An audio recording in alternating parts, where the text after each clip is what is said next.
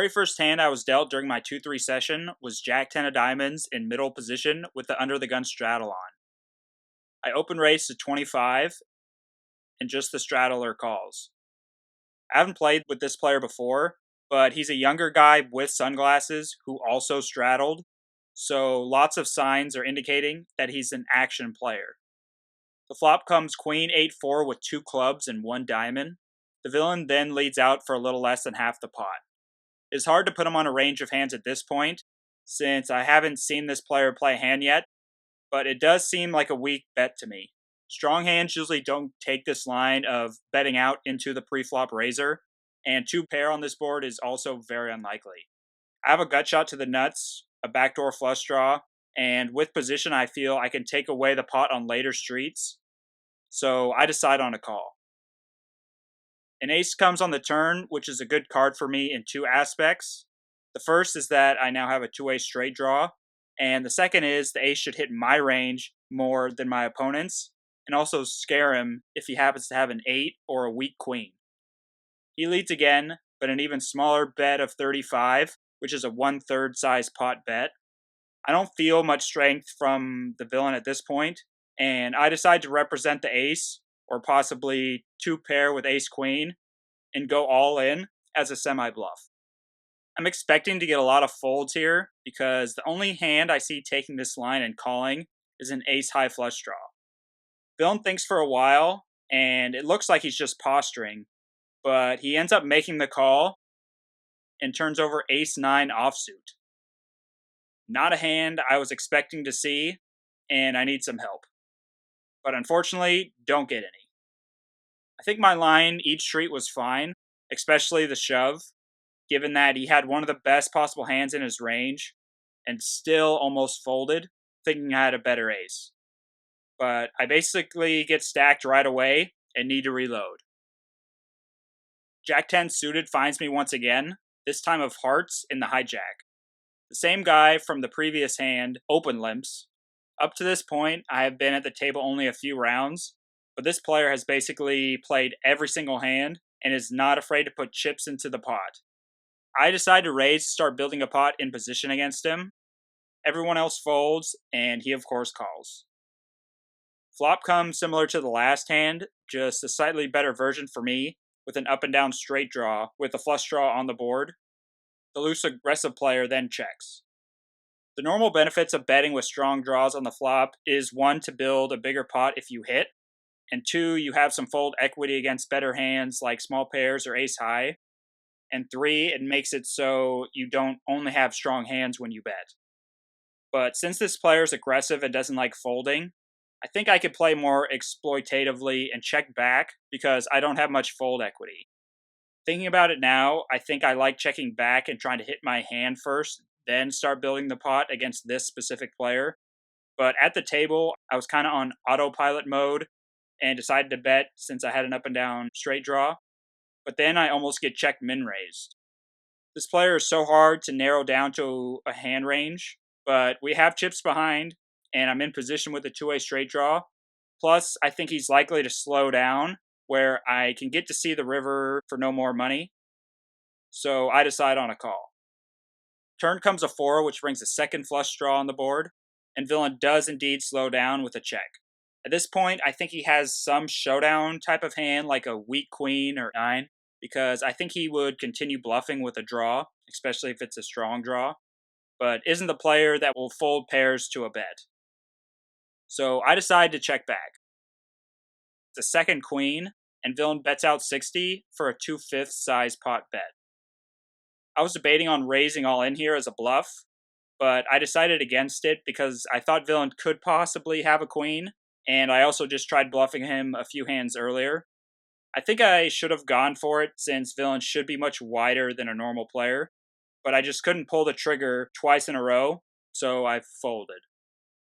Villain then proudly shows off his 10-4 offsuit that turned a pair.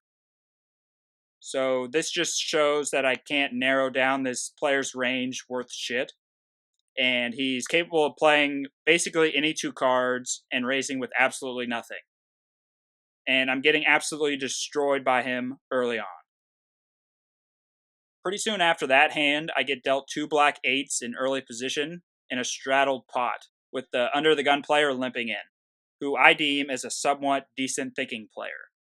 I raised with my middle pair to 40, which might be a little big, but the straddle is the same person who has been giving all the action and will call very lightly, so I think it's a good size. A lady behind me, whom I previously played with in my last episode, goes all in for $82 more. She will likely shove here for a much wider range than she really should, like very low pairs or middling aces that she thinks she should raise and get it all in like a tournament, where you're hoping for folds, not really thinking about the great price she's giving me on a call. I plan on easily calling, getting better than 2 to 1 on my call, which I feel I would easily have the odds to call against her range. But the original under the gun limper actually cold calls. Limping under the gun in a straddled pot, then cold calling a 4-bet just screams like aces or kings wanting for me to get in there also. So I make the fold, not getting the correct odds to set mine. The loose lady shows pocket 4s, and the under the gun limper does indeed show pocket rockets. Pretty good read of the hand for me, and I would have easily had the odds to call if the lady is shoving that wide.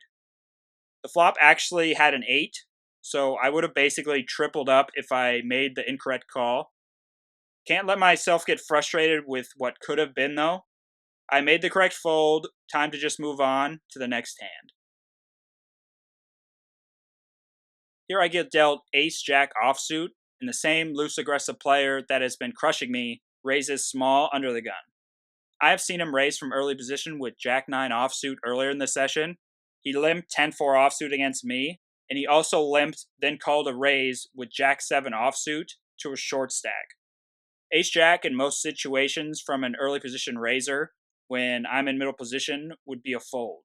But against this crazy player, I think I'm pretty far ahead of his range, so I decide to raise to 40 to hopefully get the pot heads up, or just to take it down pre-flop. Everyone else folds, and it's back to the original raiser. And he min-raises to 80, essentially saying that he is all in, since he doesn't have much chips behind. He also lets me know that he will show one if I fold, making me think it is more likely he has some type of small pair and is willing to gamble. I really don't love this spot since ace-jack doesn't do very well against most ranges, but I'm getting a decent price, and this is really a wild player that could even possibly do this with weaker aces, I think. So I do decide to put him all in. He quickly calls and shows me the goods, pocket aces. He stacks me once again, and I keep giving him my chips, and then he just gladly gives them to the rest of the players at the table. I feel my play was borderline, and I could have waited for a better spot, but then somebody else could have gotten away with his chips also, so still not sure on the correct play. Very frustrating to keep losing to a maniac, but they get dealt aces just as much as everybody else. In my last hand of the session, I get dealt ace-10 offsuit in the hijack and open for 15. I started the hand with only half a stack because I only brought 2 buy-ins and couldn't reload anymore. These type of mediocre offsuit Broadway hands go up in value with a shallower stack, while suited connectors go down in value, so I think the open's fine adjusting my range according to how many chips I have. I get the big blind to come along, who seems like a pretty standard player. I flop top pair and decide to bet 25 to get some value from flush draws or possibly weaker aces. If I was deeper, I would have considered checking back for pot control with not a super strong ace, but with not many chips behind, I feel a bet is the better play. Turn is a good card in a 6, then the big blind actually leads out small, bet of 40. I would only have $70 left behind if I call, and I wouldn't want him to check fold any of his flush draws he would call with now. So the play is either for me to fold or go all in. I felt at the time that villain could have many combo draws, including the ace-high flush draw with a weaker kicker than my 10. So I feel I have good enough equity against his range, even if he never takes this line with just plain weaker aces or just naked flush draws. But let's double check using Poker Cruncher, putting villain on a worst case scenario range of hands. He would for sure do this with sets of 2s and 7s. He would for sure do this with 2 pairs, so maybe ace 7 suited, ace deuce suited, and ace 6 suited. He would also do it with bigger aces. Maybe if he doesn't 3-bet ace queen preflop, then ace jack and ace 10. He would do it with top pair and the diamond nut flush draw. So let's put those in there. You'd also do it with combo draws where he also has a straight draw. So 10-9 of diamonds, 10-8 of diamonds, 9-8 of diamonds, 8-6 of diamonds, 8-5 of diamonds, 9-6 of diamonds, 6-5 of diamonds, 6-4 of diamonds, 5-4 of diamonds, and then 4-3 of diamonds, and 5-3 of diamonds. So let's hit calculate and see if we have that 36.4% equity. Not quite, but pretty darn close. And this is really the absolute worst case scenario of never any weaker aces, never any flush draws, and also not even 3-betting ace queen before the flop.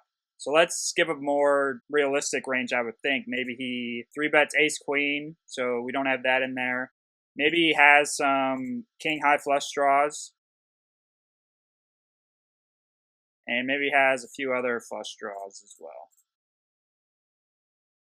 And then maybe he does it with a couple weaker aces. And let's see what we got now. We actually turned into a pretty good favorite against this range of hands. So we're somewhere in between about break even and actually a pretty good play. And even if we take out some of these hands,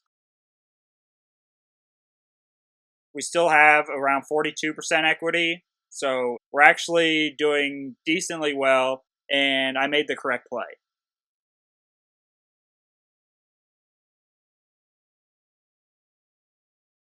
The river comes a second 7, and I see villain turn over quad 7s. And I get busted twice in just 2 hours. Not my day at all. I know, Mr. Krabs. I'll miss you too. I lost me bet!